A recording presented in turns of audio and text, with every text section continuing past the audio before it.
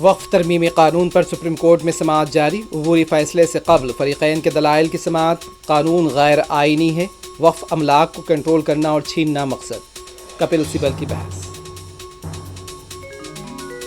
کرناٹک کانگریس حکومت کے 2 سال مکمل، تقریب میں راہل گاندھی کی شرکت، 5 وعدوں کو پورا کیا ہے، کانگریس لیڈر کا خطاب۔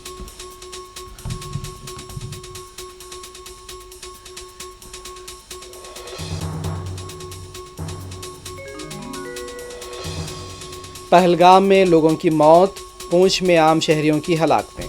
پہلگام واقعے کے عسکریت پسند اب بھی گرفت سے باہر، مودی حکومت سے محبوبہ مفتی کا سوال۔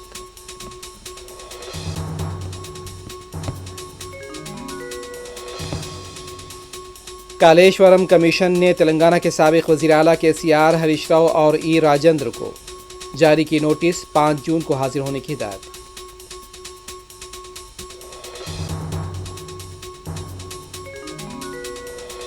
گلزار ہاؤس آتش زدگی واقعے کی تحقیقات کے لیے حکومت نے 6 رکنی اعلیٰ سطحی کمیٹی دی تشکیل، کمشنر بلدیہ، commissioner police Hyderabad, commissioner hydra بھی شامل۔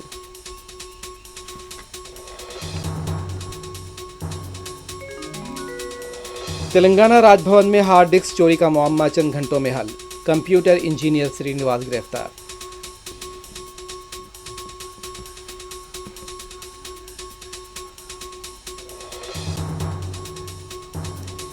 تلنگانہ کے وقار آباد میں دلخراش سڑک حادثہ، شادی سے لوٹ رہے باراتیوں کی بس لوری سے ٹکرا گئی، 4 افراد ہلاک، 20 زخمی۔